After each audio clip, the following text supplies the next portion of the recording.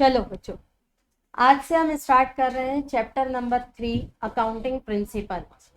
Chapter number 2 chapter number 2 and chapter number 3।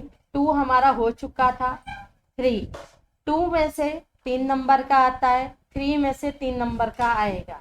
MCQ में weightage मतलब total number 2 और 3 chapter का 6 नंबर का वेटेज है। 40 में से 6 नंबर सिर्फ आपका थ्योरेटिकली कंसेप्चुअली है और सच में हाथ में चुटकियों में नंबर है, अगर बिल्कुल कॉन्सेंट्रेट होके सुनोगे तो। सुनते चलना, कोई हंसी मजाक नहीं होगा। जहां डाउट है बस पूछते चलना। सुनो ध्यान से। Accounting principles. प्रिंसिपल का मतलब होता है सिद्धांत। प्रिंसिपल का मतलब क्या होता है बच्चों? सिद्धांत। कुछ अकाउंट्स के सिद्धांत बनाए हुए हैं, कुछ अकाउंट्स के क्या बने हैं? प्रिंसिपल्स बने हैं। देखो, हम जब रूटीन टाइम में काम करते हैं तो हमारे भी कुछ ऑब्जेक्ट्स होते हैं, कुछ प्रिंसिपल्स होते हैं।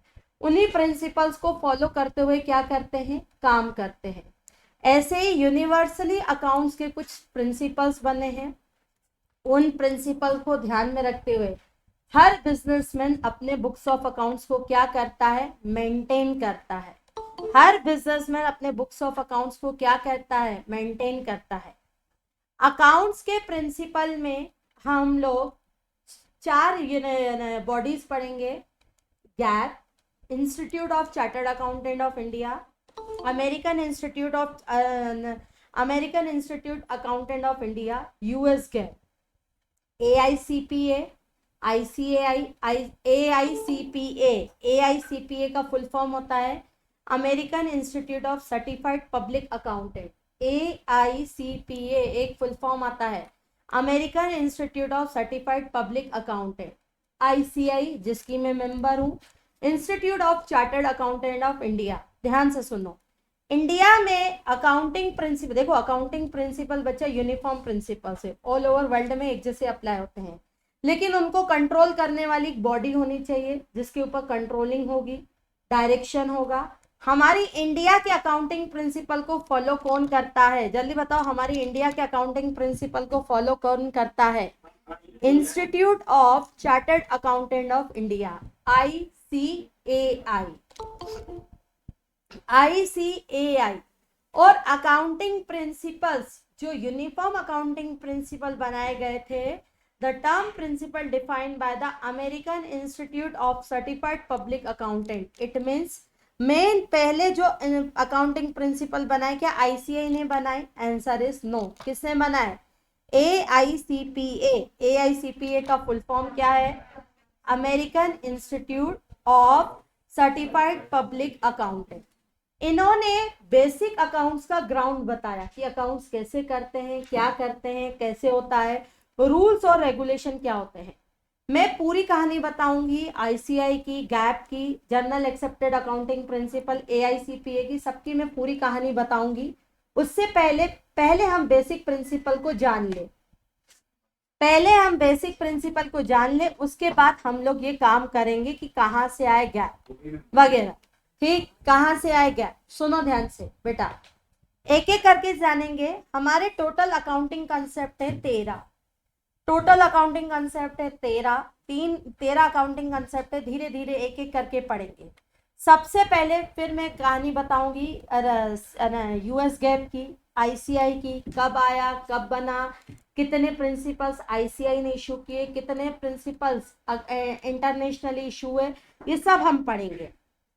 सबसे पहले अकाउंटिंग कंसेप्ट में पहला कंसेप्ट कहता है entity concept. Entity concept, business entity concept क्या कहता है?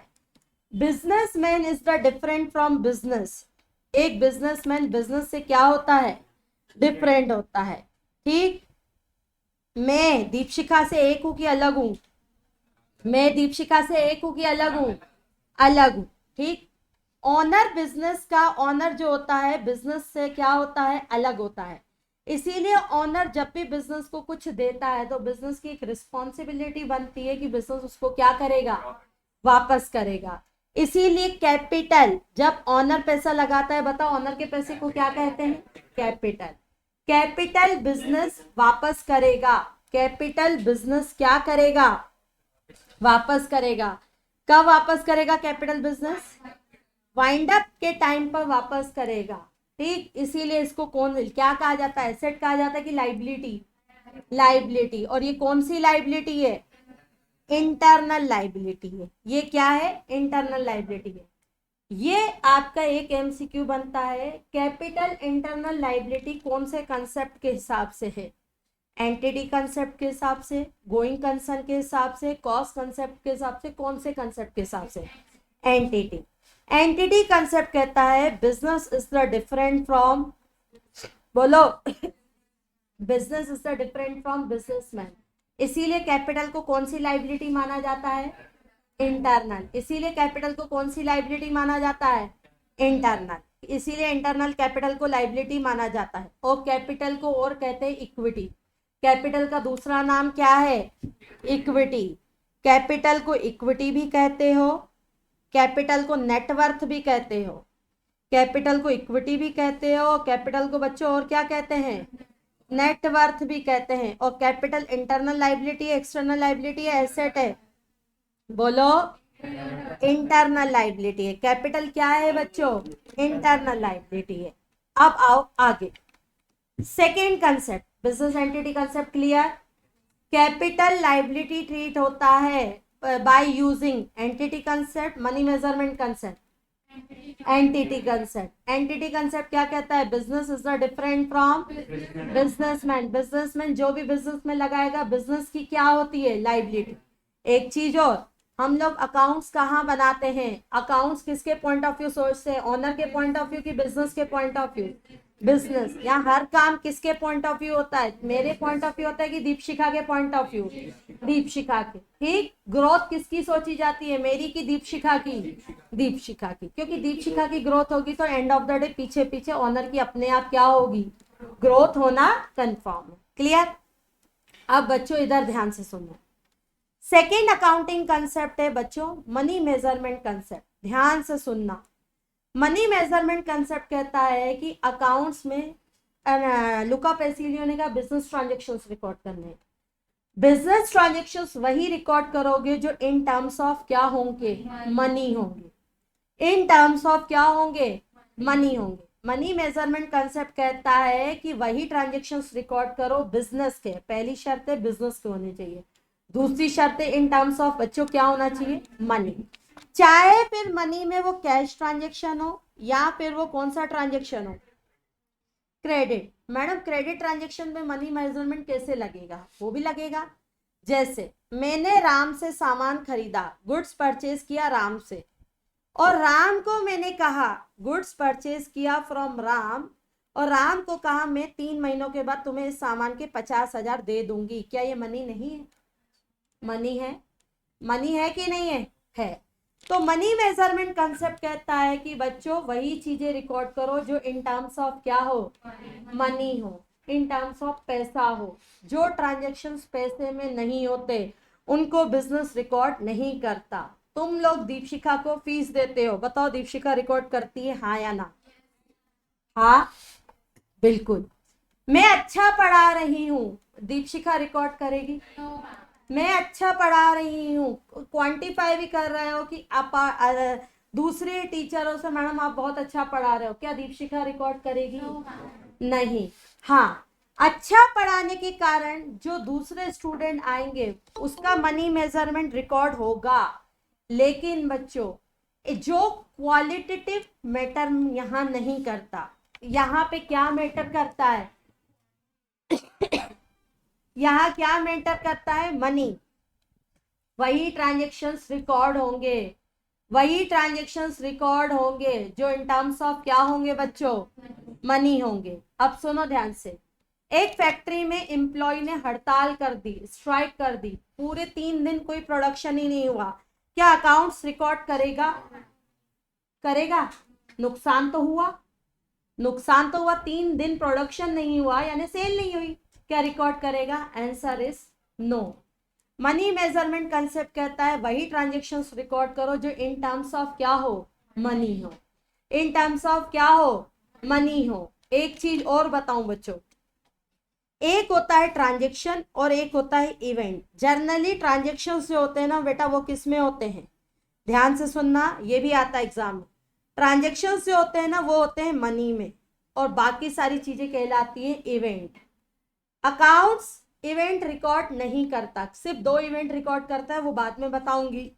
जर्नली अकाउंट्स इवेंट को रिकॉर्ड नहीं करता, सिर्फ क्या रिकॉर्ड करता है बच्चों, ट्रांजेक्शन्स।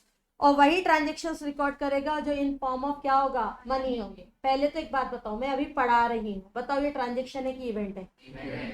ये ट्रांजेक्शन है कि इवेंट है? इवेंट है। मैं पढ़ा रही हूँ, अभी एसी ऑन है, ट्रांजेक्शन है कि इवेंट है? इवेंट है। इलेक्ट्रिसिटी बिल आ गया 15,000 का, बोलो क्या है, ट्रांजेक्शन। क्या ट्रांजेक्शन रिकॉर्ड होगा, हाँ पैसों में। भले आज इलेक्ट्रिसिटी बिल आया है, मैं इसको 10 दिन के बाद पे करूंगी, लेकिन डिफाइन है ना कितने का बिल है, 15,000 का बिल है। बताओ रिकॉर्ड करूं या ना करूं? जो चीजें इन टर्म्स ऑफ मनी होगी केवल उसे ही रिकॉर्ड करेंगे। एम्प्लॉय बड़ा ऑनेस्ट है, रिकॉर्ड करना चाहिए? नहीं। एम्प्लॉय से प्रोडक्शन बढ़ा, प्रोडक्शन से सेल बढ़ा, सेल रिकॉर्ड करनी चाहिए? हाँ, इन टर्म्स ऑफ क्या है, मनी। भले उधार है लेकिन क्वांटिफाई हो रहा है कि नहीं हो रहा है? हो रहा है। तो बच्चों बिजनेस एंटिटी कंसेप्ट क्या कहता है, business is different from businessman. Money measurement concept क्या कहता है, अकाउंट्स में वही ट्रांजेक्शन्स रिकॉर्ड करो जो कि क्या होंगे, इन टर्म्स ऑफ मनी हो। और क्या अकाउंट्स में इवेंट जर्नली रिकॉर्ड होते हैं? नहीं, इवेंट रिकॉर्ड नहीं होते, लेकिन 2 इवेंट रिकॉर्ड होते हैं, वो बाद में पढ़ेंगे। अभी पहले तो एक बात बताओ बच्चों, मैंने कंप्यूटर खरीदा, ट्रांजेक्शन है कि इवेंट है? ट्रांजेक्शन है, रिकॉर्ड होगा? बिल्कुल होगा। अब बच्चों इधर सुनो, 3 साल पहले मैंने कंप्यूटर खरीदा था और आज ये कंप्यूटर मेरे पास रखा हुआ है। 3 साल पहले खरीदा था, तो ट्रांजेक्शन आज है कि 3 साल पहले? 3 साल पहले। और आज वो कंप्यूटर रखा है, तो आज कंप्यूटर का रखना ट्रांजेक्शन है कि इवेंट है? इवेंट है। ये इवेंट रिकॉर्ड होगा। इवेंट 2 रिकॉर्ड होते हैं, क्लोजिंग स्टॉक वाला, एक फिक्स एसेट वाला, वो आगे पढ़ेंगे। मनी कंसेप्ट ये कहता है कि केवल वही चीजें रिकॉर्ड करो जो इन टर्म्स ऑफ क्या होगी, मनी होगी। बच्चों अब सुनो ध्यान से, गोइंग कंसर्न कंसेप्ट, बेटा इधर ध्यान देना, गोइंग कंसर्न कंसेप्ट, बच्चों इधर ध्यान से सुनना। गोइंग कंसर्न कंसेप्ट ये कहता है, गोइंग कंसर्न कंसेप्ट ये कहता है बिजनेस कंटिन्यू चलता रहेगा।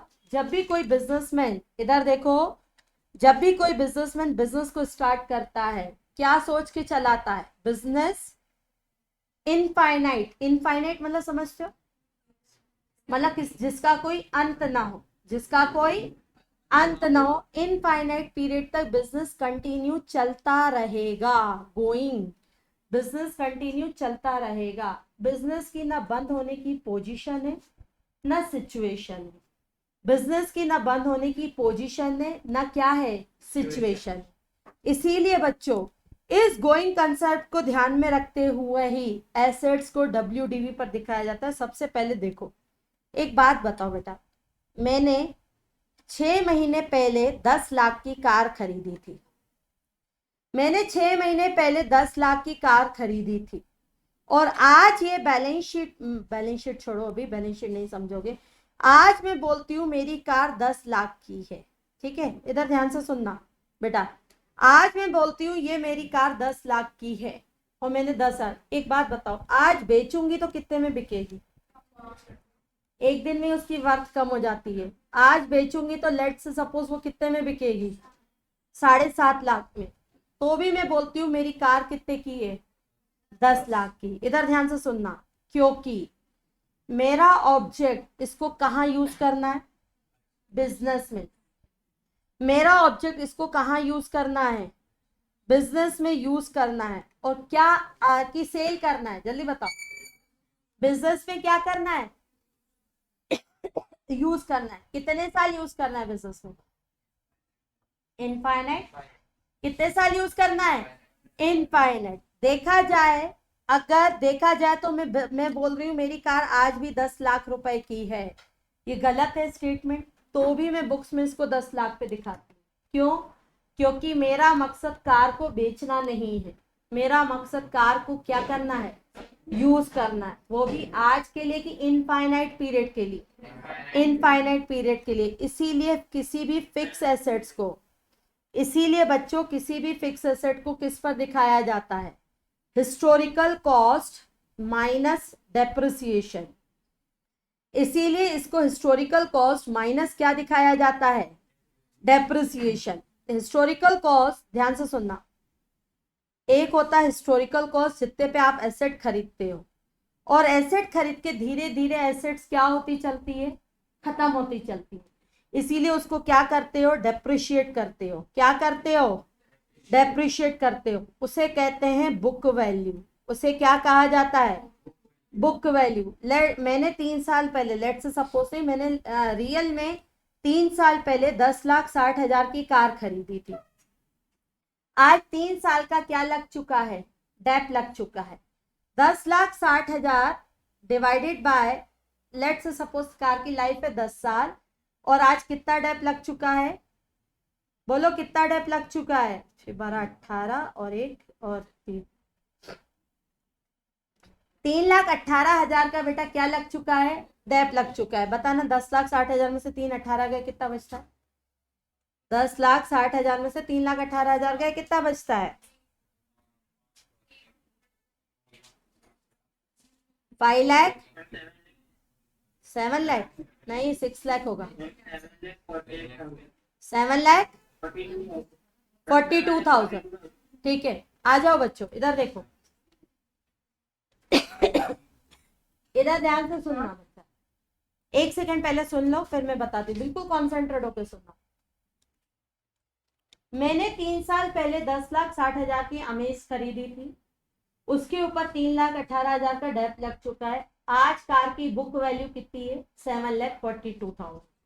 लेकिन प्रैक्टिकली आज मैं कार बेचने जाऊंगी ना, मुझे 4.5 लाख से ज्यादा नहीं मिलेगा, मुझे 4.5 लाख रुपए से ज्यादा नहीं मिलेगा। तो भी मैं बोलती हूँ, तुम लोगों को बोलती हूँ, नहीं नहीं मेरी कार कितने की है, 7 लाख, नहीं नहीं क्यों 10 लाख की क्यों है, मेरी कार कितने की है, 7,42,000 की। बताओ मैं सही हूं कि गलत हूं, नहीं नहीं सुनो, मैं सही हूं, क्योंकि मेरा मकसद कार को बेचना नहीं है, कार को क्या करना है, यूज करना है। मैंने कभी भी कार बेचने के लिए खरीदी नहीं, मैंने कार काय के लिए खरीदी, यूज करने के लिए। कोई भी एसेट अगर आप यूज करने के लिए खरीदते हो तो उसको किस पे दिखाते हो, बुक वैल्यू पर, क्योंकि वो हम बेचेंगे नहीं, हम बेचेंगे नहीं, हम तो क्या करेंगे, यूज करेंगे। और कितने टाइम यूज करेंगे, इनफाइनाइट। और इनफाइनाइट टाइम को क्या कहा जाता है, गोइंग कंसर्न। इसीलिए फिक्स एसेट्स को, इसीलिए बच्चों फिक्स एसेट्स को कौन सी वर्थ पे दिखाया जाता है, फिक्स एसेट को कौन सी वर्थ पे दिखाया जाता है, बुक वैल्यू पर। फिक्स एसेट को कौन सी वर्थ पे दिखाया जाता है, बुक वैल्यू पर। कौन से कंसेप्ट के हिसाब से, गोइंग कंसर्न। ऑनर और बिजनेस अलग अलग होता है, money measurement concept, entity concept, going concern concept, entity concept. Fix assets को बुक वैल्यू पर दिखाते हो, कौन सा कंसेप्ट, गोइंग कंसर्न कंसेप्ट। वही ट्रांजेक्शंस रिकॉर्ड करते हो, सॉरी फैक्ट्री में स्ट्राइक हो गई, हम उसको रिकॉर्ड नहीं कर रहे, कौन सा कंसेप्ट, फैक्ट्री में स्ट्राइक हो गई हम उसको रिकॉर्ड नहीं कर रहे, कौन सा concept, money measurement concept. Clarity है, क्लियरिटी है, क्लियरिटी है। हाँ बेटा बोलो, अब बोलो पूरा।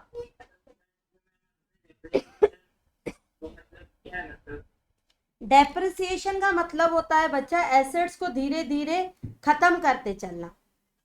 अभी हम डेप्रिसिएशन का जब चैप्टर पढ़ेंगे ना, वहां पढ़ेंगे एसेट धीरे धीरे खत्म होती चलती है। तो जिस टर्म में आप उसको यूज कर रहे हो उतने पीरियड में उसको धीरे धीरे खत्म करने को कहते हैं डेप्रिसिएशन। ये मैं पूरा पढ़ाऊंगी अभी डेप्रिसिएशन का चैप्टर में। क्लियर? हाँ बेटा बोल।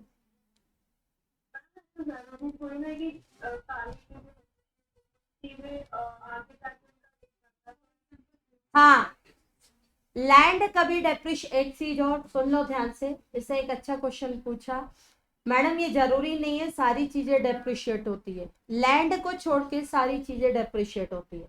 लैंड पे कभी भी डेप्रिसिएशन नहीं लगता, लैंड पर कभी भी डेप्रिसिएशन नहीं लगता, क्योंकि लैंड हमेशा अप्रिशिएट होती है इसीलिए। लेकिन बिल्डिंग डेप्रिशिएट होती है। अब बोलोगे मैडम बिल्डिंग कैसे, अरे भाई बिल्डिंग धीरे धीरे उसकी वर्थ कम होती जाती है, पुरानी होती जाती है।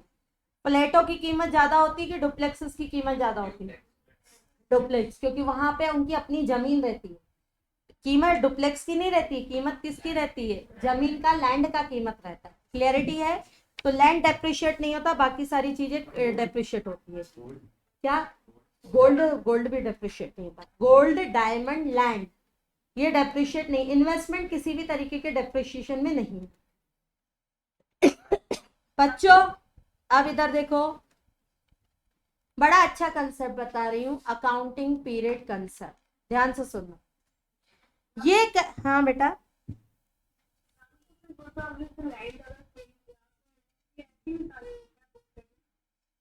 नहीं उसको तो बुक वैल्यू पे ही दिखाओगे ना।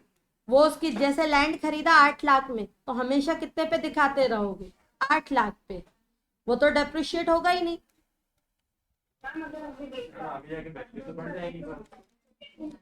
आगे जाके उसकी वैल्यू बढ़ जाएगी लैंड की, वो अप्रिसिएशन में जाएगा। वो प्रूडेंस कंसेप्ट आगे आऊंगी, अभी रुक जा, पूर्व प्रूडेंस कंसेप्ट पे आऊंगी, वहां से समझेगी तो कि कैसे। शांति, बड़ा अच्छा कंसेप्ट बताने जा रही हूँ, अकाउंटिंग पीरियड कंसेप्ट। एक बात बताओ, बिजनेस कब तक चलेगा? इनफाइनाइट। मैंने अपना बिजनेस 1 अप्रैल लेट्स सपोज 2008 को स्टार्ट किया था। बिजनेस कब तक चलेगा? इनफाइनाइट। कोई पता है क्या? नहीं। लेट्स सपोज अगर किसी टाइम पे अगर लॉस हो गया तो क्या बिजनेस बंद करेंगे? बंद कर देंगे। लॉस, एक बात बताओ, लॉस और फायदा दोनों बिजनेस की एक रिस्क है। आप फायदा कमाना चाहते हो तो कभी ना कभी आपको लॉस होता है, तो क्या आप बिजनेस बंद कर दोगे? नहीं, नहीं करोगे। तो बेटा बस चलते रहने दो गाड़ी, गोइंग कंसर्न पे चल रही है, सुनो, गोइंग कंसर्न पे चल रही है। बिजनेस में जो भी ट्रांजेक्शन हो रहे हैं, क्या उसका प्रॉफिट और लॉस कैलकुलेट करना जरूरी है, हाँ या ना? है।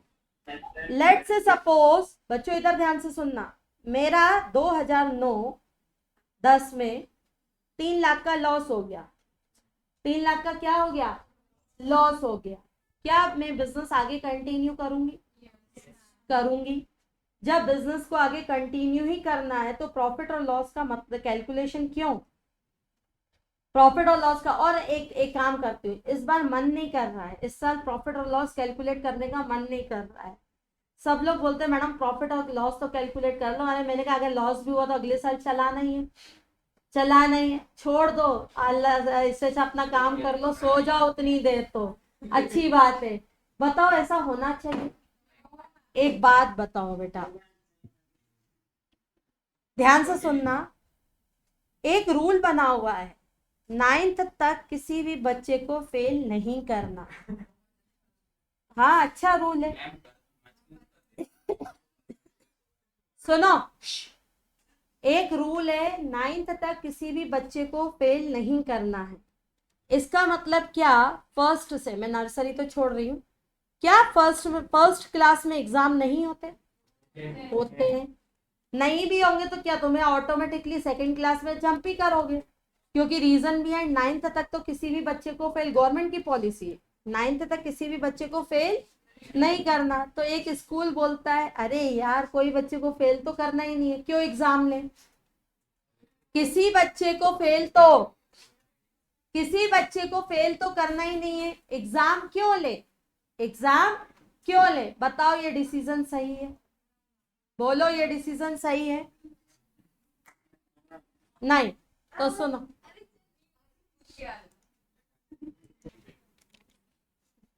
सुनो,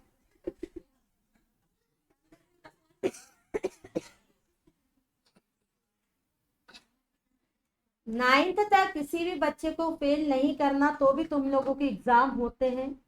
तुम लोगों को स्कोर दिया जाता है ताकि जो गलती अगर फर्स्ट में लेट से सपोज कम परसेंट आए तो तुम्हारे मम्मी पापा और टीचर मार पीट के तुम्हारे सेकेंड क्लास में स्कोर अच्छा करें, या तुम लोगों को ही कुछ ऐसा मोरली सपोर्ट किया जाए, या तुम लोगों को समझाया जाए इमोशनली कि देखिए बेटा तुम्हारा फ्यूचर खराब हो रहा है, सुधर जाओ।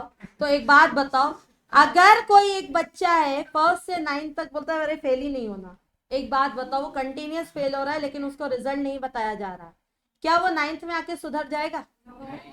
नहीं। इसी की जगह अगर फर्स्ट में उसको टोका जाए तो क्या वो सेकंड में इंप्रूवमेंट देगा? बिल्कुल देगा। वही कहता है, इधर देखना, वही कहता है बिजनेस। कौन सा कंसेप्ट बच्चा? Accounting period concept. बिजनेस हमेशा गोइंग कंसर्न पे चलता है, बिजनेस ना कभी बंद होगा ना बंद होने की पोजीशन पे, और बिजनेस कब तक चलता रहेगा? इनफाइनाइट।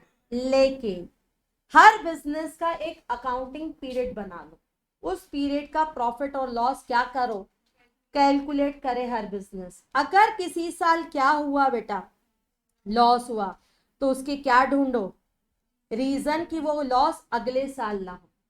और ये अकाउंटिंग पीरियड हर बिजनेसमैन को खुद डिसाइड करना चाहिए। ये नहीं बिजनेस तो गोइंग कंसर्न है, किसी साल लॉस भी हुआ तो यार अगले साल तो चला नहीं है, क्या मतलब, सब मोह माया है। ऐसा नहीं, ऐसा नहीं। बिजनेस का एक पीरियड डिटरमाइन करो, बिजनेस का एक क्या डिटरमाइन करो, पीरियड डिटरमाइन करो, उस पीरियड का क्या कैलकुलेट करो, प्रॉफिट और लॉस, उसे कहते हैं बच्चा अकाउंटिंग पीरियड। उसे क्या कहा जाता है? Accounting period. अब बेटा इधर देखना, अकाउंटिंग पीरियड कितना भी रख सकते हो, 6 महीने, 12 महीने, 15 महीने, आप डिटरमाइन करो। हर 6 महीने का आपको रिजल्ट निकालना है, हर 12 महीने का रिजल्ट निकालना है, या हर कितने महीने का निकालना है? 15 महीने का। जैसे लेट से सपोज मैं अगर 6 महीने का रखती हूँ तो दीपशिका का मैं पूरे साल, अब जैसे तुम्हारी फीस आई, क्या तुम्हारी फीस मेरे लिए फायदा है? फीस पूरा प्रॉफिट है? नहीं। उस फीस में से क्या माइनस होंगे? सैलरी, एक्सपेंसेस, खर्चे सारे माइनस होंगे ना। ये मैं हिसाब क्या, आज फीस आई आज काउंटिंग करूं, अरे कितनी सोना को सैलरी गई, कितना इधर गया, नहीं। पीरियड डिटरमाइन करूं, वो पीरियड आपका 6 महीने भी हो सकता है। और जर्नली बिजनेसमैन अकाउंटिंग पीरियड कितने महीने का रखता है? 12 महीने। इधर ध्यान से सुनना, जर्नली बिजनेसमैन अकाउंटिंग पीरियड कितने महीने का रखता है? 12 महीने। 12 महीने का रखता है। अब ये कब से कब तक रखेगा? या तो अकाउंटिंग पीरियड दो तरीके से रखता है वो, या तो वो बच्चों रखता है कैलेंडर ईयर, या रखता है वो फाइनेंशियल ईयर। बच्चों इधर ध्यान से सुनना, कैलेंडर ईयर 1 जनवरी को स्टार्ट होता है और खत्म होता है 31 दिसंबर, और फाइनेंशियल ईयर स्टार्ट होता है 1 अप्रैल से और खत्म होता है 31 मार्च। एंटिटी चाहे तो कोई भी अकाउंटिंग पीरियड रख सकती है। जर्नली अकाउंटिंग पीरियड कितने महीनों का होता है, जल्दी बताओ बच्चों? 12 महीनों का होता है। या तो वो कैलेंडर ईयर मेंटेन होता है, या वो कौन सा ईयर मेंटेन होता है? Financial year. कैलेंडर ईयर कब से स्टार्ट होता है? जनवरी से दिसंबर। और फाइनेंशियल ईयर कब से स्टार्ट होता है? अप्रैल से मार्च। हर बिजनेस अपने बिजनेस का प्रॉफिट या तो फाइनेंशियल ईयर का रखता है, या क्या रखता है? कैलेंडर। कोई हार्ड एंड फास्ट रूल नहीं है। चाहे तो अकाउंटिंग पीरियड वो दिवाली से दिवाली रख सकता है, कई लोग को भी रखते हैं, कई चाहे तो होली से होली रखते हैं। महाराष्ट्रियन में गुड़ी पड़वा चलता है, गुड़ी पड़वा में रखा जाता है, ठीक है। तो डिपेंड करता है आपके ऊपर। लेकिन जर्नल एक्सेप्टेड अकाउंटिंग प्रिंसिपल कहता है अकाउंटिंग पीरियड कितने महीने का होना चाहिए? 12 महीने। लेकिन 90% लोग कौन सा मेंटेन करके चलते हैं? Financial year, which are starting on 1 April and end on 31 March. सुनो, मैं जब डेप्रिसिएशन करवाऊंगी मैं तुम लोगों से ही पूछूंगी, आज ध्यान से सुनना। अगर एक बंदे का अकाउंटिंग ईयर है, 2018, 2019, 2020, मतलब 3 साल है, बोलो उसका अकाउंटिंग ईयर कौन सा है? कैलेंडर ईयर है कि फाइनेंशियल ईयर है? नहीं।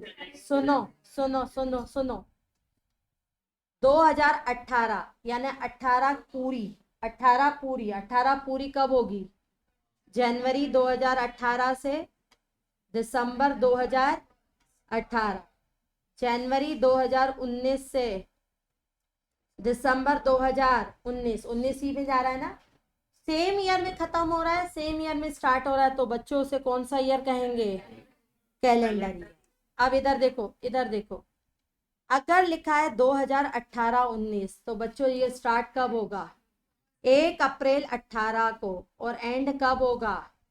31 मार्च 19 को। बताओ ये कौन सा ईयर है? कैलेंडर ईयर है कि फाइनेंशियल ईयर है? फाइनेंशियल ईयर है। 2019-20 लिखा है, बोलो कैलेंडर ईयर है कि फाइनेंशियल ईयर? Financial year. जब साल 2 साल आए ना तो वो कौन सा ईयर माना जाता है?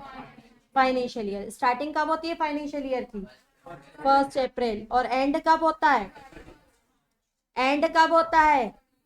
31 मार्च। और स्टार्टिंग 1 अप्रैल। और कैलेंडर ईयर की स्टार्टिंग 1 जनवरी। और एंड बच्चों 31 मार्च। अगर लिखा है 2019 और ये लिखा है 2019-20, बोलो ये कौन सा ईयर है? 2019 कौन सा है? Calendar year. पहला कौन सा ईयर है? और ये फाइनेंशियल ईयर। फाइनेंशियल ईयर की स्टार्टिंग कब होती है? 1 अप्रैल। एंड कब होता है? 31 मार्च। और कैलेंडर ईयर की स्टार्टिंग कब होती है? 1 जनवरी। और एंडिंग कब होती है? 31 दिसंबर। और हर एंटिटी को अपने अकाउंटिंग पीरियड का क्या कैलकुलेट करना जरूरी है? प्रॉफिट और लॉस। क्यों करना जरूरी है? ताकि उसकी ईयर की परफॉर्मेंस पता लग पाए, अगर कोई गलती हुई है तो वो उसको रेक्टिफाई कर पाए, वो गलती दोबारा ना हो। जैसे 11th में तुम लोगों को सबको पास करेंगे, ठीक है, लेकिन अगर 11th का रिजल्ट ही ना दे, सीधे 12th में जंप कर दे, तो क्या तुम लोग सुधरोगे? नहीं। इसी की जगह अगर 11th का रिजल्ट खराब आता है तुम्हारा, तो तुम्हारे मैं अलग डंडे मारूंगी, तुम्हारे पेरेंट्स अलग डंडे मारेंगे, तुम्हारे स्कूल के टीचर्स अलग डंडे मारेंगे। जब 3 जगह से डंडे पड़ेंगे तो ऑटोमेटिकली 12th में अच्छे ही बनोगे, ठीक है। तो इसीलिए होता है बच्चा। क्या अकाउंटिंग, ध्यान से सुनो, क्या अकाउंटिंग पीरियड 12 महीनों से कम का रख सकते हो? Answer is yes. Accounting period मतलब बिजनेस के पीरियड को क्या करना? बिजनेस के गोइंग कंसर्न पीरियड को क्या करना? स्प्लिट करना। स्प्लिट करना यानी तोड़ना। क्लियरिटी है? दिस इज कॉल्ड, हमारा क्या कहलाएगा बेटा? Accounting period. एक एमसीक्यू आता है, इनकम टैक्स हमेशा अकाउंटिंग पीरियड फाइनेंशियल ईयर रखता है। इनकम टैक्स हमेशा अकाउंटिंग पीरियड क्या रखता है? फाइनेंशियल ईयर रखता है। बाकी अकाउंटिंग पीरियड कैलेंडर ईयर भी, हाँ अकाउंटिंग पीरियड कैलेंडर ईयर होता है, फाइनेंशियल ईयर होता है, बोथ होता है, नन ऑफ द अबव होता है, बोथ होता है। क्लैरिटी है? आओ बच्चों, अब अगला पीरियड, अगला कंसेप्ट, कितने कंसेप्ट हो गए हमारे? 4। पहला एंटिटी, दूसरा मनी मेजरमेंट कंसेप्ट, तीसरा गोइंग कंसर्न। गोइंग कंसर्न क्या है? बिजनेस कंटिन्यू चलता रहेगा, ना बंद होने की पोजीशन है ना सिचुएशन है, इसीलिए गोइंग कंसर्न के बेस पर एसेट्स को किस पर दिखाते हो? Book value. एसेट को किस पर दिखाते हो? Book value. उसके बाद अकाउंटिंग पीरियड। बच्चों अब इधर देखो, ध्यान से सुनना। Historical cost concept, historical cost concept ये कहता है, हिस्टोरिकल कॉस्ट का मतलब होता है जितने में एसेट खरीदी है। हिस्टोरिकल कॉस्ट का मतलब क्या कहा जाता है? जितने में, हिस्टोरिकल कॉस्ट होता है जितने में एसेट्स खरीदी है, this is called historical cost. Asset को रेडी टू यूज के, ध्यान से सुनना बेटा, एसेट की रेडी टू यूज तक के खर्चे सारे एसेट में ऐड होते हैं। देखो जैसे हमने सीखा है, जैसे हमने सीखा है, एसी खरीदी कितने की? 40,000 की। एसी का इंस्टॉलेशन करवाया 10,000 का। बेटा इधर ध्यान से सुनना, एसी की एंट्री क्या होगी? एसी एसेट है, एसेट आता है तो क्या होता है? डेबिट। एंट्री क्या होगी? AC debit to cash account. कितने से? 40,000 से। फिर ये खर्चे इंस्टॉलेशन के खर्चे हैं। एंट्री क्या होगी, installation expenses account debit to cash account या बैंक अकाउंट, कितने से 10,000। Answer is no. Historical cost concept कहता है जब तक एसेट रेडी टू यूज ना हो जाए, जब तक एसेट रेडी टू यूज ना हो जाए उसके सारे खर्चे नहीं माने जाते। सारे खर्चे क्या मानी जाती है, एसेट। सारे खर्चे क्या मानी जाती है, एसेट। बताओ एसी की कॉस्ट कितनी पड़ेगी, 50,000। क्यों, क्या बिना इंस्टॉलेशन के एसी चल पाएगा, बिना इंस्टॉलेशन के एसी चल पाएगा नहीं। एसी चलने लगा, उसके बाद एसी टूट फूट गया, उसकी रिपेयरिंग करवाई 3,000 की। बताओ ये 3,000 की रिपेयरिंग खर्चा मानू कि एसी की कॉस्ट में ऐड करूं, एक्सपेंस मानू। खर्चा मानू यानी एक्सपेंस मानू। रेडी टू यूज तक के सारे खर्चे क्या होंगे, एसेट। रेडी टू यूज तक के सारे खर्चे क्या होंगे, एसेट। और रेडी टू यूज के बाद के खर्चे एक्सपेंसेस। बच्चों इधर देखना ध्यान से। मैंने कार खरीदी 8 लाख की, मैंने कार खरीदी 8 लाख की। कार वालों ने कहा क्या क्या चाहिए। मैंने कहा कार को फुल्ली लोडेड कर दो। फुल्ली लोडेड समझते हो ना, फुल एसेसरीज डाल दो। तो उन्होंने कहा मैडम सोच लो। मैंने कहा हाँ सोच लिया, फुल एसेसरीज डाल दो। तो आरटीओ का खर्चा, सुनो तो, एसी का खर्चा, रोड टैक्स, ये सब कुछ मिला के, ये रोड टैक्स, एसी वगैरह और म्यूजिक सिस्टम, ये सब मिलाया। आरटीओ का खर्चा हुआ 1 लाख, एसी अलग से बिल्टअप की 50,000, रोड टैक्स सुनो तो, रोड टैक्स लगा 12,000, म्यूजिक सिस्टम लगा 58,000। बताओ कार क्या 8 लाख की बुक करूं? क्या आरटीओ के बगैर कार पॉसिबल थी? नहीं। क्या एसी के बगैर कार पॉसिबल थी? रेडी टू यूज पॉसिबल भले थी, पर रेडी टू यूज के पहले का खर्चा था। रेडी टू यूज के पहले का खर्चा था। बताओ कार को कितने से डेबिट करूं? 9,50,000। और बताओ कार को कितने से डेबिट करूं?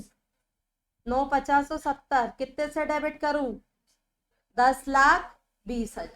उसके बाद ध्यान से, उसके बाद 3 साल मैंने कार चलाई। 3 साल कार चलाने के बाद उसका म्यूजिक सिस्टम खराब हो गया कार का। फिर मैंने कहा कि ये म्यूजिक सिस्टम हटा दो, दूसरा म्यूजिक सिस्टम लेके आई और दूसरा म्यूजिक सिस्टम पड़ा 80,000 का, लेट से सपोज। बताओ ये 80,000 का म्यूजिक सिस्टम कार की कॉस्ट में ऐड होना चाहिए, हाँ या ना? होना चाहिए नहीं, वो म्यूजिक सिस्टम में ऐड होगा। तो बोला गया या 3 साल के बाद कार का परफ्यूम खत्म हो गया, उसको मैंने 3,000 वाला परफ्यूम दूसरा डलवाया। बोलो क्या होगा? उसे क्या कहोगे? एक्सपेंसेस। तो हिस्टोरिकल कॉस्ट कंसेप्ट क्या कहता है बच्चों? जितने में एसेट खरीदिए उतने में रिकॉर्ड करो। और एसेट की कॉस्ट में क्या क्या ऐड होगा? एसेट की कॉस्ट में ऐड क्या क्या होगा, जल्दी बताओ। Up to ready to use, ready to use तक के सारे खर्चे बच्चा क्या होंगे? ऐड होंगे। आओ बचपन से ही सीखते आ रहे हैं ड्यूअल एस्पेक्ट, मतलब फ्रॉम डे 1 जब से मैं तुम लोगों को पढ़ा रही हूँ। लूका पेसिलियो जी क्या कहते हैं? केवल कौन से ट्रांजेक्शन्स रिकॉर्ड करो? क्यों घर के ट्रांजेक्शन्स रिकॉर्ड नहीं होते?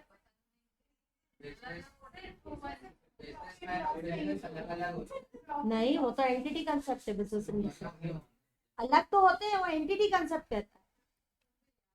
लूका पेसिलियो कहते हैं बिजनेस ट्रांजेक्शन्स रिकॉर्ड करो। इधर पर्सनल ट्रांजेक्शन्स में गिव एंड टेक नहीं होता, गिव एंड टेक नहीं होता। मम्मी आपके लिए कोई काम करती है विदाउट एनी रिटर्न, पापा आपके लिए काम करते हैं विदाउट एनी रिटर्न, मैं आपके लिए काम करती हूँ विदाउट एनी रिटर्न की with any return? With return मैं काम करती हूँ। बेटा एक बात सुनो, बिजनेस के लेन देन, लूका पेसिलियो कहते हैं कि भाई साहब बिजनेस के लेन देनों को रिकॉर्ड करो, पर्सनल लेन देन को बिल्कुल रिकॉर्ड मत करना, क्योंकि पर्सनल लेन देन में वन साइडेड लेन देन, वन साइडेड ट्रांजेक्शन होता है। अनदर साइड क्या होता है? लव एंड अफेक्शन कहलाता है। ठीक है, मम्मी पापा आपके लिए काम करते हैं आपकी भलाई के लिए, और वापसी एक्सपेक्टेशन भी नहीं होती उनकी कोई। पढ़ाई करो, चलो उसके बाद पढ़ाई करोगे फिर क्या होगा?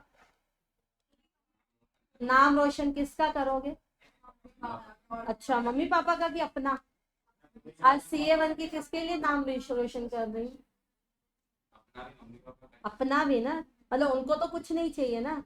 इसीलिए बोला जाता है बेटा, लेन देन बिजनेस में ही होता है बच्चों, लेन देन बिजनेस में होता है, इसीलिए बिजनेस ट्रांजेक्शन्स को रिकॉर्ड करो। और कहता है हर बिजनेस ट्रांजेक्शन का ड्यूअल एस्पेक्ट रहता है। ड्यूअल यानी डबल पहलू।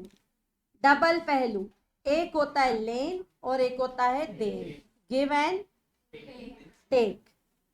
Give and take. टेक यानी लेना, गिव यानी देना। बच्चों ड्यूअल एस्पेक्ट कहता है अगर आप कोई चीज लेते हो तो उसको कर दो डेबिट, और कुछ देते हो तो उसको कर दो क्रेडिट। इसीलिए डेबिट और क्रेडिट का क्या आया? रूल आया। इसीलिए ड्यूअल एस्पेक्ट कहता है केवल बिजनेस ट्रांजेक्शन्स रिकॉर्ड करो, क्योंकि बिजनेस ट्रांजेक्शन्स में गिव एंड टेक होता है, लेन देन होता है। जो भी कुछ लोगे उसे क्या करोगे? डेबिट। और जो भी कुछ दोगे उसको क्या करोगे? क्रेडिट। जो भी कुछ दोगे उसको क्या करोगे? क्रेडिट। ये रिसीव कर रहा है और दूसरा बंदा क्या कर रहा है? तो और every debit there is a corresponding credit. हर डेबिट का रिएक्शन क्या रहेगा? क्रेडिट रहेगा। जहां पे लेन लेन होगा क्या वो बिजनेस ट्रांजेक्शन है? नहीं। जहां सिर्फ देना देना होगा वो भी बिजनेस ट्रांजेक्शन नहीं है। इसीलिए ड्यूअल एस्पेक्ट कहता है every debit there is a credit. For every debit there is a credit. हर डेबिट के पीछे क्या रहता है? क्रेडिट। डेबिट किसको करोगे? लेने को कि क्रेडिट? क्रेडिट को। अगर कुछ चीज लोगे तो बोलो क्या करोगे? डेबिट। और कुछ चीज दोगे तो क्या करोगे? क्रेडिट। Very good. अब चलो बच्चों, ये आता है, ये मैंने आपको एक एमसीक्यू में भी दिया था। रेवेन्यू रिकॉग्निशन बड़ा अच्छा कंसेप्ट है, ध्यान से सुनना, ध्यान देना। रेवेन्यू रिकॉग्निशन बड़ा अच्छा कंसेप्ट है। एक बात बताओ बेटा, इधर ध्यान देना। क्या कैश सेल्स रिकॉर्ड करते हो? कैश सेल्स रिकॉर्ड करते हैं, बिजनेस ट्रांजेक्शन है कैश। क्या क्रेडिट सेल्स रिकॉर्ड करते हैं? यस, वो भी तो बिजनेस ट्रांजेक्शन है, मनी है ना। मनी है कि नहीं है? है। इधर देखना बेटा, इधर ध्यान देना। रेवेन्यू का मतलब क्या होता है? सेल। एक दुकानदार है, ध्यान देना, एक दुकानदार है, वो दुकानदार बैठा था, मोबाइल का दुकानदार है, ध्यान देना, मोबाइल का दुकानदार है। और उसके पास एक कस्टमर आता है, बोलता है मुझे मोबाइल दे दो। उससे इसको उठा के मोबाइल दे दिया। यानी इसके लिए क्या है? बिजनेस के लिए, बिजनेसमैन के लिए क्या है? ये गुड्स है ना, गुड सेल कर दिए। इससे कहा निकालो 30,000 रुपए। इससे कहा अभी तो नहीं है मेरे पास 30,000। 30,000 मैं कब दूंगा? 30,000 मैं कब दूंगा? 2 महीनों के बाद दूंगा। उसने कहा कोई दिक्कत नहीं है, मुझे तेरे ऊपर पूरा विश्वास है कि तू मुझे देगा। तो इसने कहा ठीक है। इसने 1 जनवरी को मोबाइल सेल किया, और इसने 31 मार्च को क्या दिया? कैश दिया। सेल कब बुक होनी चाहिए? सेल कब रिकॉर्ड होनी चाहिए? 1 जनवरी को कि 31 मार्च को? 1 जनवरी को। 1 जनवरी को। पर पैसा तो ये मिला 31 मार्च को। सेल तो हो गई। क्रेडिट सेल्स यही तो होती है। कौन सी सेल है? क्या? मनी डिफाइन थी। मनी डिफाइन थी, डील हो गई थी इन लोगों की, मनी डिफाइन थी। सुनो ध्यान से बच्चा, अब सुनो। इसने कहा मुझे आईफोन चाहिए। अभी नया कौन सा आईफोन आ रहा है? 13 आईफोन। ध्यान से सुनना। ये इसका एक दोस्त था, दुकानदार था। इसने कहा बच्चों, इधर ध्यान देना, अभी आंसर बता रही हूँ। इसने कहा कि मेरे को एक आईफोन चाहिए, तुम्हारे पास है? तुम मेरे दोस्त हो, मैं जबरदस्ती मार्केट से जाके क्यों खरीदूं। तो उसने कहा कि यार मेरे पास अभी तो आईफोन नहीं, लेकिन अरेंज करवा दो। तो उसने कहा कि ठीक है, अरेंज करवा दोगे। तो इसने कहा अगर भाई, लेकिन मेरे आईफोन के कस्टमर नहीं आते, मैं तेरे लिए स्पेशल लेके आऊंगा, फिर बाद में मना मत करना, बाद में मना मत करना। तो उससे कहा नहीं, इतना विश्वास नहीं है क्या। बोलता है नहीं, ऐसे मामलों में कोई विश्वास नहीं चलता, तू एक काम कर, मुझे एडवांस दे जा। शांति। आईफोन का उसने 40,000 रुपए एडवांस ले लिए। उसे कहा 40,000 एडवांस दे जा, मैं आईफोन अरेंज करवा के तेरे को दे दूंगा। इसने दिए 2 फरवरी को। 2 फरवरी को क्या दिया, एडवांस दिया। 2 फरवरी को क्या दिया, एडवांस दिया। और इसने आईफोन कब दिया, 5 मार्च को आईफोन इसको सेंड ओवर कर दिया। ठीक है, बताओ सेल कब बुक होनी चाहिए, 5 मार्च को कि 2 फेब को। इसने एडवांस दिया इसको, और इसको क्या हुआ 5 मार्च को पेमेंट पहले आया। पहले केस में कब बुक होनी चाहिए सेल, 1 जनवरी को गुड सेल हुए, 1 जनवरी को मोबाइल सेल हुआ, और 31 मार्च को पेमेंट आया, और यहाँ 2 फरवरी को एडवांस आया, और आईफोन का सरेंडर होगा 5 मार्च को। बताओ कैसे सेल कब बुक होनी चाहिए। चलो पहले केस में कब होनी चाहिए, 1 तारीख को, और दूसरे केस में 5 मार्च। 5 मार्च। हाँ बोलिए। अरे ये मोबाइल की दुकान है इसकी, तो बिजनेस ही तो हुआ। नहीं नहीं, कब, 5। सुनो ध्यान से बच्चों, सही बोल रहे हो, इधर ध्यान देना। रेवेन्यू रिकॉग्निशन कंसेप्ट, यानी सेल रिकॉग्निशन कंसेप्ट। सेल तब रिकॉर्ड करनी चाहिए, इधर, सेल तब रिकॉर्ड होती है जब गुड्स के कनेक्शन में, जब गुड्स के कनेक्शन में रिस्क एंड रिवॉर्ड दोनों बायर को ट्रांसफर हो गए हो। गुड्स के कनेक्शन में रिस्क और रिवॉर्ड दोनों ही किसको ट्रांसफर हो गए हो, बायर को ट्रांसफर हो गए हो।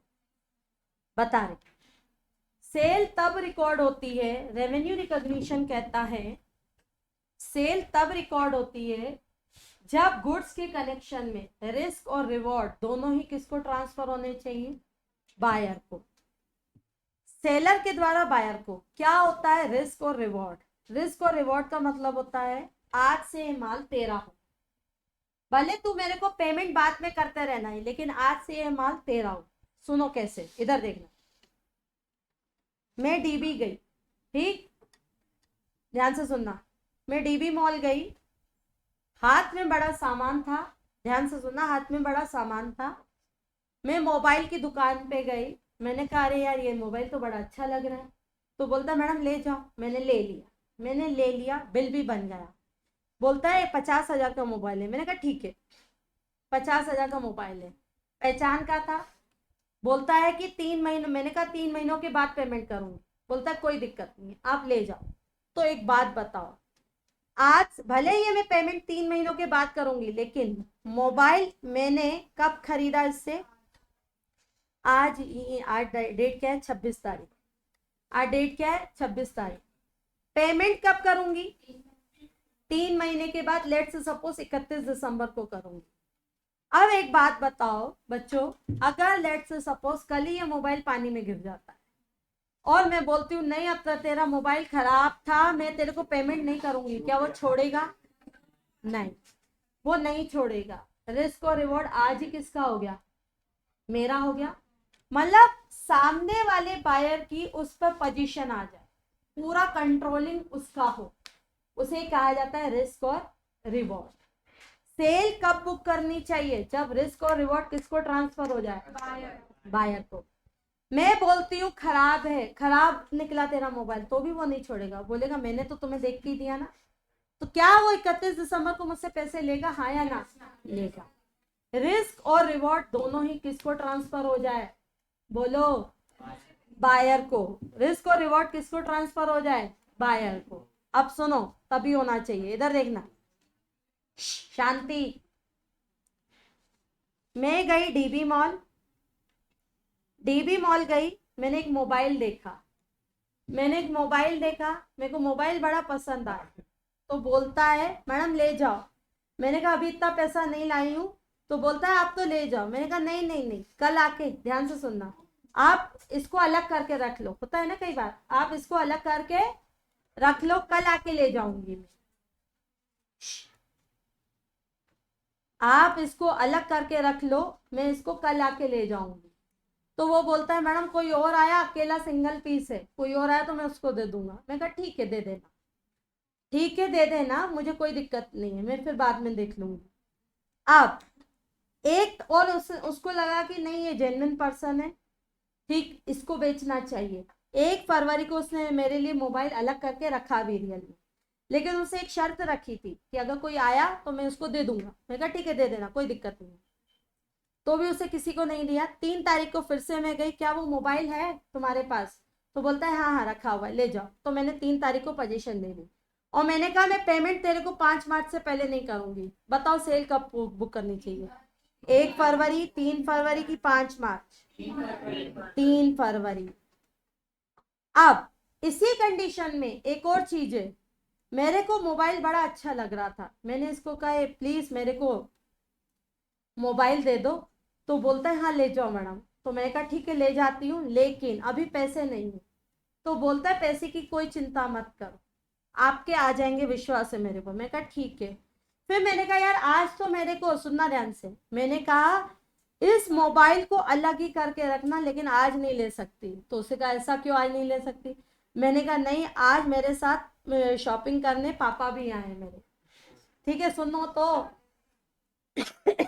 वो देखेंगे तो चिल्लाएंगे, लेकिन डैम श्योर मुझे लेना है, डैम श्योर कल मैं अकेले आऊंगी, और कल आपके आते से ही मैं क्या कर लूंगी? खरीद लूंगी। और बिल्कुल सेपरेट कर दो, किसी को दिखाने की भी जरूरत नहीं है, क्योंकि मैं ही लूंगी। तो बोलता है ठीक है। कल मैं गई, 2 फरवरी को मैं गई, 2 फरवरी को जाके मैंने मोबाइल लिया, 2 फरवरी को जाके मैंने मोबाइल लिया, और मैंने कहा पेमेंट मैं 5 तारीख को करूंगी। अब बताओ कब रिकॉर्ड करना चाहिए? 2 तारीख को, जिस दिन मैंने लिया, यानी 2 तारीख को। मैं 1 तारीख को फाइनली डील करके आई कि ये मोबाइल मेरा है, तो मैं इसको किसी को नहीं दिखाना। मैंने तो लिया, लेकिन 1 तारीख को पापा बैठे थे मेरे साथ। 2 1, कितने लोग बोल रहे हैं? एक, एक, बाकी सब दो। बेटा 1 तारीख, सुनो ध्यान से, अरे सुनो तो, क्यों एक को? मैं सामने वाले पे कंडीशन डाल के आ गई, आज से ये मोबाइल मेरा हुआ। मैं बस इसीलिए नहीं लेके जा पा,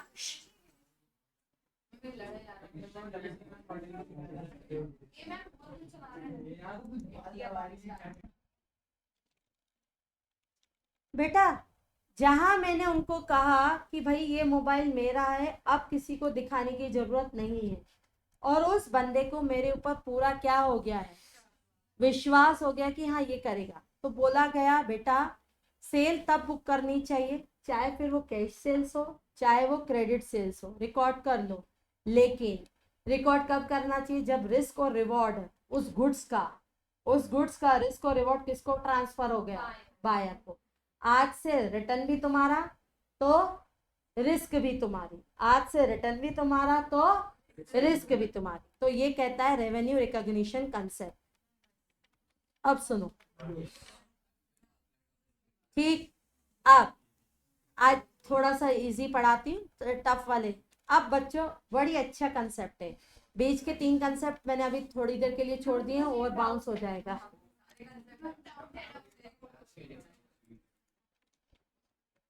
सुनो, इधर आप ध्यान से सुनना,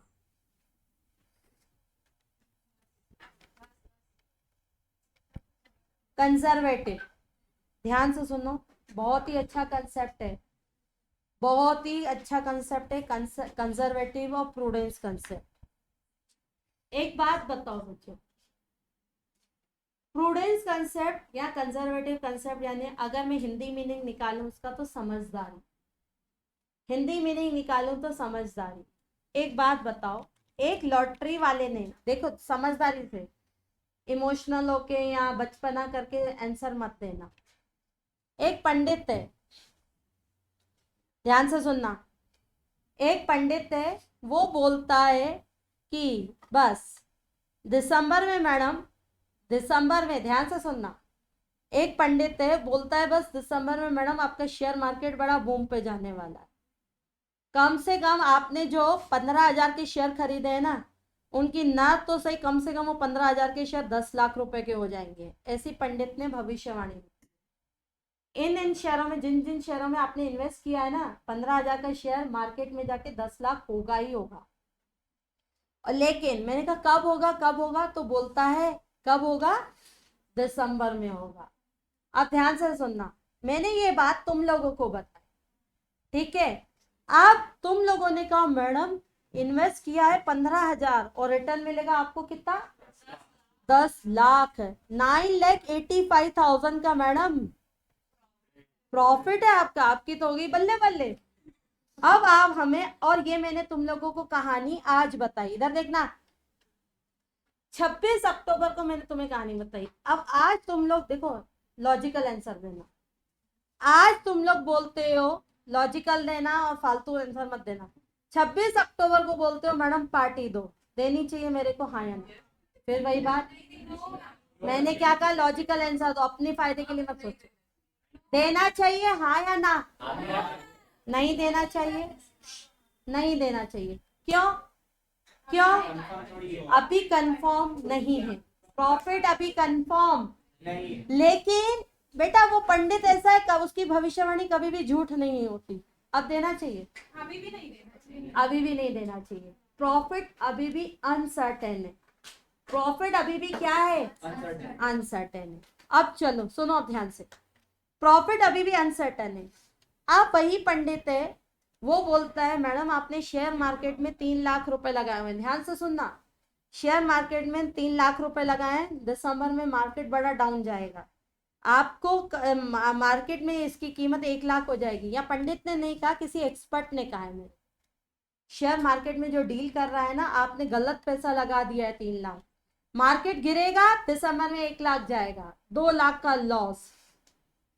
अब एक बात बताओ, 2 लाख के लॉस में मेरे को टेंशन अभी से होना शुरू होगा कि नहीं होगा, प्रैक्टिकली नहीं होगा। उस शेयर मार्केट के एक्सपर्ट ने कहा है कि 3 लाख रुपए का पैसा लगाया, मार्केट गिरेगा, डेफिनेटली मार्केट गिरेगा, बताओ टेंशन होगा आज या नहीं। अब मैं आकर एक एग्जांपल है, टेंशन होगा। एक बात बताओ, इस लॉस को कवर करने के लिए कुछ अभी से अरेंजमेंट करूं कि दिसंबर में देखो जब गिरेगा, अभी से अरेंजमेंट करूं, बेटा फ्यूचर लॉस का अभी से अरेंजमेंट कर रही हूं, और फ्यूचर प्रॉफिट के लिए क्या अभी से पार्टी दे रही हूँ, नहीं, उसको क्या करके चल रही हूँ, इग्नोर। अभी पार्टी दूंगी क्या आपको, नहीं। बस बच्चों ध्यान से सुनो, यही कहता है कंजर्वेटिव और प्रूडेंस अप्रोच। आप जिस भी बिजनेस में बैठे हो, ध्यान से सुनना, आज आप जिस भी बिजनेस में बैठे हो, अगर आपको वो फ्यूचर दिखा रहा है कि फ्यूचर में इस बिजनेस में क्या होगा, लॉस होगा, तो अभी से आप उसके ऊपर एक्शन लेना शुरू कर दो कि कैसे उस लॉस को मिनिमाइज किया जाए, कैसे कम किया जाए।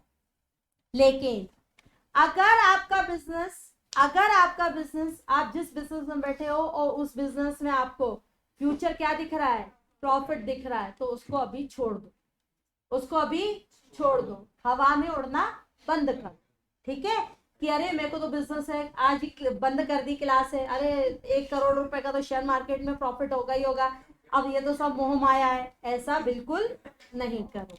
सुनो ध्यान से सुनो, कंजर्वेटिव अप्रोच या प्रूडेंस अप्रोच क्या कहती है, फ्यूचर लॉस को कब रिकॉर्ड करो, आज की फ्यूचर में, अरे फ्यूचर लॉस को आज, फ्यूचर लॉस को कब रिकॉर्ड करो, आज, ठीक है, फ्यूचर लॉस को कब रिकॉर्ड करो, आज।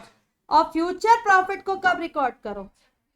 आज की फ्यूचर में, फ्यूचर में, यानी आज रिकॉर्ड मत करो, आज रिकॉर्ड मत करो। अच्छा, फ्यूचर लॉस कब रिकॉर्ड करो? जब इंडिकेशन हो कि रियल में हो जाए। फ्यूचर लॉस को रिकॉर्ड करो जब इंडिकेशन हो। फ्यूचर प्रॉफिट को कब रिकॉर्ड करो? जब रिकवरेबल हो जाए, जब वो रियल में हो जाए। तो भी एक प्रोविजन तो बना के चलो फ्यूचर का। नहीं ना, नहीं, प्रॉफिट है, यही तो मेंटेलिटी है। तो भाई एक कहाँ लॉस होगा? तो फ्यूचर लॉस बुक कर लेती है, वो लॉस ही हुआ ना। प्रूडेंस कंसेप्ट यही कहता है कि फ्यूचर लॉस कब बुक करो? जल्दी बताओ। जब रियल में हो जाएगी, जब इंडिकेशन मिल जाए, इंडिकेशन मिल जाए। और फ्यूचर प्रॉफिट कब, फ्यूचर प्रॉफिट कब रिकॉर्ड करो? जब रिकवरेबल हो जाए। जब क्या हो जाए? रिकवरेबल हो जाए। और लॉस कब बुक करो? रिकवरेबल की इंडिकेशन के टाइम पर, इंडिकेशन के टाइम पर। बच्चों इधर देखना, हाँ बस इसी को एंड कर। इधर देखो, हमारा अकाउंटिंग पीरियड कब खत्म होता है? 31 मार्च। बेटा इधर देखना, इधर सुनना। मैंने 100 यूनिट्स गुड्स खरीदे थे, मैंने 100 यूनिट्स गुड्स खरीदे थे, समझे? कितने के खरीदे थे? 90 रुपए के, ठीक है। अब 31 मार्च को 95 यूनिट्स तो सेल हो गई। बता सकते हो स्टॉक कितने का है? 95 यूनिट सेल हो गई। बता सकते हो बच्चों स्टॉक कितने का है? बोलो। 5 यूनिट। 31 मार्च को मेरे को मालूम है ये इसकी खरीदी प्राइस कितनी है? 90। और ये आज सेल होगा कि फ्यूचर में? फ्यूचर में।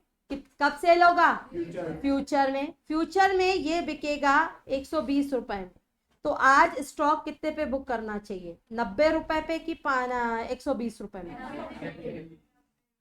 खरीदी 90 रुपए है, खरीदी 90 है और फ्यूचर में बेचेंगे 120 में। कितने पे रिकॉर्ड करना चाहिए? 120। अगर आज मैं स्टॉक को 120 में रिकॉर्ड कर देती हूँ तो 30 रुपए का प्रॉफिट आज ही बुक कर लेती हूँ। जबकि वो होगा कब? आज की फ्यूचर में। फ्यूचर में जब सामान जब बिकेगा। तो आज कितने पे रिकॉर्ड करना चाहिए? 90। आज स्टॉक की कीमत कितनी है? 90 रुपीज। अब सुनो ध्यान से बच्चों, शांति। इधर देखो, मेरे पास स्टॉक कितने का बचा है? 5। मेरे पास स्टॉक कितने का बचा है? 5 यूनिट का। इसकी एमआरपी है 80 रुपए। यानी आज खरीदा था मैंने पुराने टाइम पे, पूरा पिछले साल में खरीद के रखा था 90। अब ये कोई खरीदता ही नहीं है, तो अब अगली बार क्या बेचूंगी? 90 में बेचूंगी कि 90 से कम में बेचूंगी? 90 से कम में। जैसे जैसे मैं तुम लोगों को बताऊं, कोरोना आया था मार्च में। मार्च से पहले सभी लोग ध्यान से सुनना, मार्च से पहले जो भी किराने की दुकान वाले होते हैं अपने दुकानों पे कोल्ड ड्रिंक का स्टॉक कर लेते हैं कि अप्रैल में और मई में क्या होगी? कोल्ड ड्रिंक बिकेंगी। अब उन लोगों ने कोल्ड ड्रिंक खरीद के लाए। लेट्स से सपोज वो कोल्ड ड्रिंक खरीद के लाए कितने में? 20 रुपए में। 22 तारीख को जनता कर्फ्यू लग गया, 22 मार्च को जनता कर्फ्यू लग गया था। इसके बाद सब लोगों ने कहा कि भैया कोल्ड ड्रिंक मत पीना। तो सबकी बिजनेसमैन को अपने अकाउंट्स कब क्लोज करने थे? 31 मार्च। अब उसके गोडाउन में कोल्ड ड्रिंक का क्या रखा था? स्टॉक रखा था। तो इसकी मार्केट वैल्यू गिर के, अब वो ये बस हर दुकानदार ये सोच रहा था कि मेरे गोडाउन में जो भी कोल्ड ड्रिंक लगी है निकल जाए, कम में निकले लेकिन निकल जाए। तो इसकी मार्केट वैल्यू जहाँ पहुंची थी बेटा 12 रुपए। कितनी पहुंची थी? 12। तो बताओ, एक दुकानदार है, उसकी दुकानों पे कोल्ड ड्रिंक की 200 बोतलें रखी है। बताओ स्टॉक कितने का बुक करे?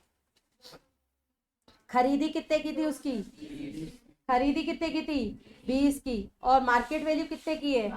12। कितने में रिकॉर्ड करे? 12 की 20। 20 में। एक बात बताओ, खरीदी 20 में है, फ्यूचर में कितने में बेचेगा? 12 में। लॉस है कि फायदा है? लॉस है। लॉस को कब रिकॉर्ड करे? अभी। अगर ये 20 में रिकॉर्ड कर देता है तो स्टॉक की वैल्यू क्या हो जाती है? बढ़ जाएगी तो प्रॉफिट बुक हो जाएगा। तो बताओ कितने पे रिकॉर्ड करना चाहिए? 12। अब सुनो, अब कोरोना खत्म है, अब लेट्स सपोज एक दुकानदार है, अपनी दुकानों पे कोल्ड ड्रिंक का स्टॉक ले लेता, लेता 20 रुपए में है, उसको मालूम है इसकी एमआरपी 30 रुपए है तो बिकेगी 30 रुपए में, और आज उसके पास 200 बोतलों की कोल्ड ड्रिंकों का स्टॉक रखा है। बताओ कितने पे रिकॉर्ड करना है? 20 पे कि 30 पे? 30 आज फायदा है कि फ्यूचर फायदा है? फ्यूचर फायदे को रिकॉर्ड करना है? नहीं, वो कब रिकॉर्ड करेगा? जब सेल होगा, जब सेल होगा। इसीलिए बच्चों, on the basis of conservative approach या प्रूडेंस अप्रोच, स्टॉक किस पे रिकॉर्ड होता है? कॉस्ट और market value, whichever is less, on the basis of कौन सी अप्रोच? कंजर्वेटिव। खरीदी और कौन सी वैल्यू? खरीदी और कौन सी वैल्यू? दोनों में से जो भी क्या हो, कम हो। खरीदी है 20 रुपए की, मार्केट वैल्यू है 25 रुपए की, कितने पे रिकॉर्ड करना चाहिए? 20 पे। खरीदी है 20 रुपए की, मार्केट वैल्यू 17 रुपए, कितने पे रिकॉर्ड करना चाहिए? 17 रुपए। कौन सी अप्रोच है? Conservative approach. तो बेटा एक बात बताओ, सुनो इधर ध्यान से सुनना, ध्यान देना, इसी को ही कंटिन्यू करें। अगर मेरी कार की कीमत आज है 5,84,000, नहीं सॉरी 7,84,000 कार की कीमत है, और कार मार्केट में 5.5 लाख के से नीचे में बिकेगी ही नहीं, ऊपर पे नहीं बिकेगी। तो अगर कंजर्वेटिव अप्रोच यूज करें तो कार को कितने पे रिकॉर्ड करना चाहिए? 5.5 पे। कार को 5.5 पे रिकॉर्ड करना चाहिए। लेकिन गोइंग कंसर्न के हिसाब से कार कितने पे रिकॉर्ड होती है? 784। सुनो ध्यान से, ध्यान से सुनना बच्चों, बिल्कुल कॉन्सेंट्रेट होकर सुनना। फिक्स एसेट्स पर गोइंग कंसर्न चलता है और स्टॉक पर कंजर्वेटिव अप्रोच चलती है। क्यों? फिक्स एसेट, क्या मैं कार फ्यूचर में बेचूंगी, मेरा इरादा है? नहीं। और कोल्ड ड्रिंक है, अगर कोल्ड ड्रिंकों की दुकान है तो फ्यूचर में बेचूंगी ना, क्या रखे रहूंगी क्या अपने पास कि अरे मार्केट कम हो गया तो चलो खुद ही कंज्यूम कर लेते, ऐसा होगा क्या? नहीं। तो फिक्स एसेट्स को गोइंग कंसर्न के बेस पर कौन सी वैल्यू पर रिकॉर्ड होता है? कौन सी वैल्यू पर रिकॉर्ड होता है? Book value. और स्टॉक कंजर्वेटिव अप्रोच के कारण कौन सी वैल्यू पर रिकॉर्ड होता है? कॉस्ट और मार्केट वैल्यू की, कॉस्ट और मार्केट वैल्यू, कॉस्ट और market value whichever is less. Stock किस पे बुक होता है? कॉस्ट पे, मार्केट वैल्यू पे, कि दोनों में से जो भी कम हो? दोनों में से जो भी कम हो। कौन सी अप्रोच है? Conservative approach. कौन सी अप्रोच है? Conservative approach. कौन सी अप्रोच? कंजर्वेटिव। और फिक्स एसेट, कॉस्ट और NRV which ever is less पे बुक होगा कि कॉस्ट पे?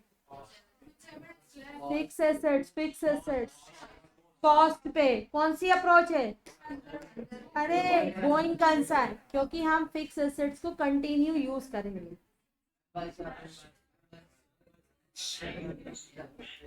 मैंने एसी खरीदा था 40,000। अरे सुनो तो, बस बस बस बस।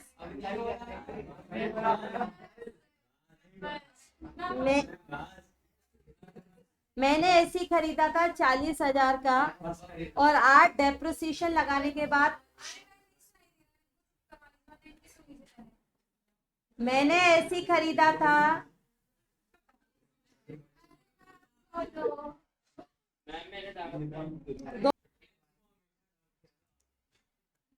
मैंने एसी खरीदा था 40 का, डेप लगने के बाद 38 का हो गया, और आज इसकी मार्केट वैल्यू 32,000 है। कितने पे रिकॉर्ड होना चाहिए? खरीदा शुरुआत में 40 का था, आज उसकी बुक वैल्यू 38 है, और आज मार्केट में बेचूंगी तो 32 से ज्यादा नहीं मिलेगा। क्या एसी का मकसद बेचना है कि यूज करना है? यूज करना है। और यूज क्या करना है? इनफाइनाइट टाइम के लिए। तो कौन सा concept? Going concern. Going concern में एसेट किस पे रिकॉर्ड लिखी जाती है? Book value. कौन सी वैल्यू पर रिकॉर्ड होती है? Book value. ठीक है।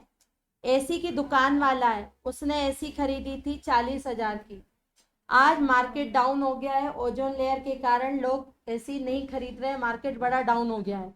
अब इसकी मार्केट वैल्यू हो चुकी है 37,000। बताओ एसी को कितने पे रिकॉर्ड है? 37, क्योंकि उसके लिए क्या है? स्टॉक। ये कौन सी अप्रोच है? कंजर्वेटिव। ठीक है, तो फिक्स एसेट पर कौन सा कंसेप्ट चलता है? गोइंग। फिक्स एसेट पे कौन सा कंसेप्ट चलता है? गोइंग। और स्टॉक पर कंजर्वेटिव। स्टॉक किस पे रिकॉर्ड होता है? कॉस्ट और एनआरवी, सॉरी कॉस्ट और market value, whichever is less. Market value को एनआरवी भी कहते हैं। एनआरवी का फुल फॉर्म होता है नेट रियलाइजेबल वैल्यू। एनआरवी को ही मार्केट वैल्यू कहा जाता है। तो स्टॉक किस पे बुक होता है? कॉस्ट और net realisable value, whichever is less, whichever is less. ठीक, चलो